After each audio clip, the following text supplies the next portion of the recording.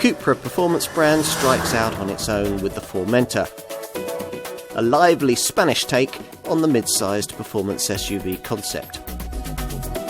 This coupe crossover will be a rare sight on our roads, but it deserves serious consideration from anyone wanting something just a little different in this segment. Now, it should be no surprise, given CUPRA's mantra as a performance brand, that drive dynamics are the Formentor's main focus, and it comes well equipped for the task. The fast variant that we're trying here, using the Volkswagen Group's 2-litre TSI turbo 4-cylinder engine in its most ballistic state of tune, with 310 PS on tap. If you can't quite stretch to that, this same 2-litre powerplant comes in two other flavours, one with 190 PS and four-wheel drive, the other with 245 PS and front-wheel drive. There's also an entry-level front-driven 1.5-litre TSI 150 PS variant too, but if budget permits, a better choice for efficiency would be one of the two front-driven e-hybrid PHEV plug-in derivatives, offering either 204 or 245 PS.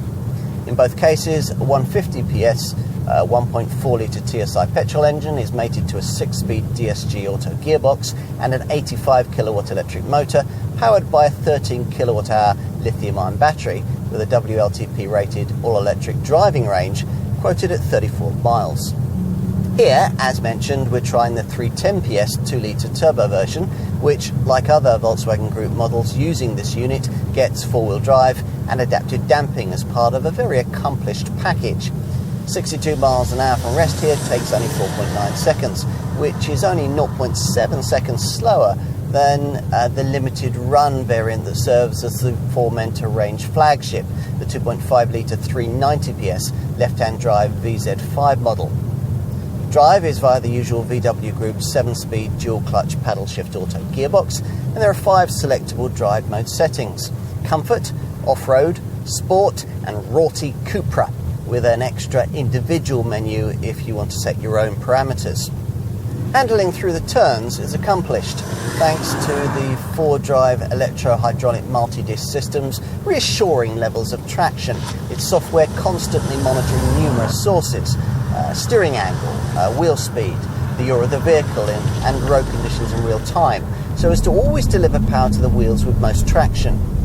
As for efficiency, well, this 310 PS variant has a combined cycle fuel reading of up to 33.2 miles to the gallon, with an emissions figure of up to 193 grams per kilometre of CO2.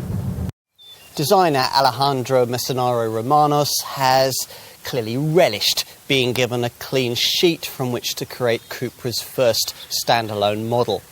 The long bonnet is suggestive of the need to house some huge throbbing engine, and there's certainly plenty of front-end overtaking presence, all angular creases and a barely concealed dose of overtaking aggression. Size-wise, the 4.5 metre length is a fraction longer than the CUPRA Attica, but the swept-back SUV coupe-style roofline is 100mm lower, which in combination with the set-back passenger cell gives the silhouette something of the look of a high-riding estate. The rear, perhaps, isn't quite as avant-garde. Stylist Mecenaro Romanos has used the same seamless coast-to-coast rear tail lamp design we've seen on recent Seats to emphasise the 1,839mm width. With so much going on outside, it would be a pity if, as with the CUPRA Attica, all that had been done with the cabin was to lift in a Seat interior embellished with a few brown badges and copper-coloured touches.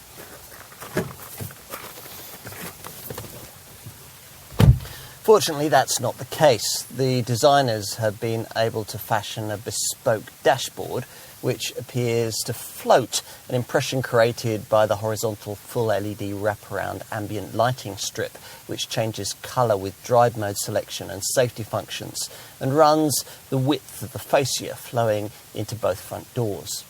You sit quite low for a crossover on brilliantly supportive seats that above entry-level trim will be upholstered in Napa leather and which feature copper-coloured embellishment, the same kind of thing that you'll also find on these prominent centre vents, as well as on the door cards and the steering wheel.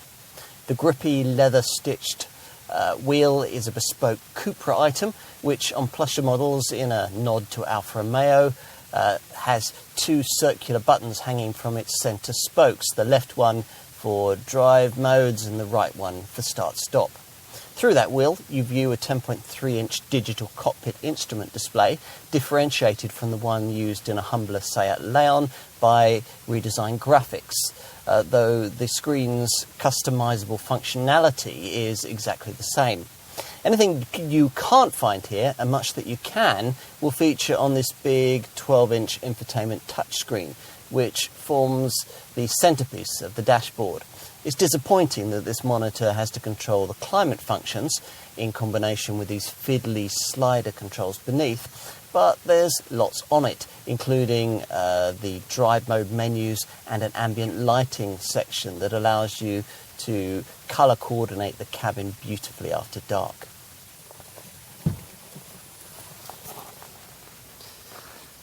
Let's take a seat in the back. But this one will be fine in that regard, unless your occupants are a basketball-playing stature, in which case something boxier in this class will be more appropriate.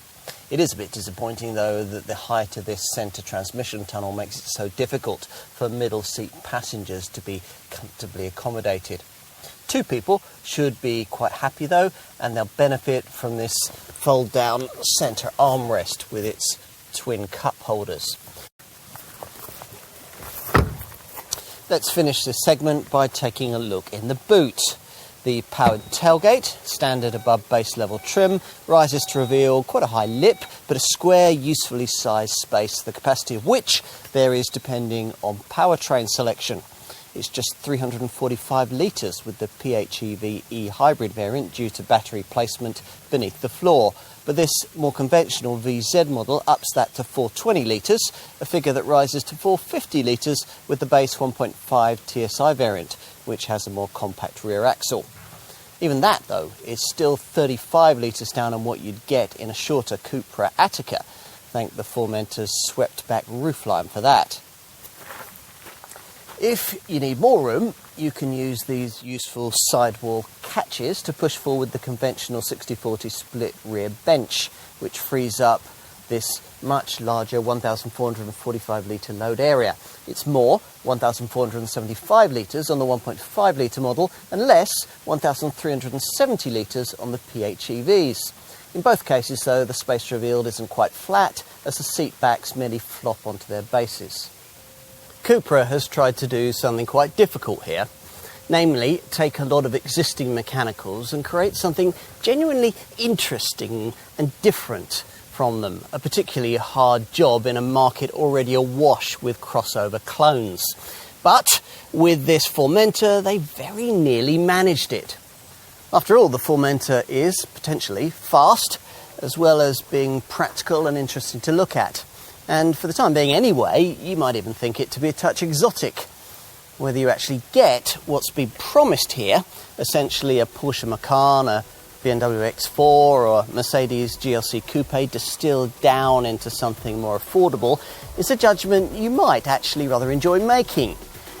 We're not quite convinced, but we have seen enough to feel hopeful about the CUPRA brand's future. Can there really be Latin spirit in everyone?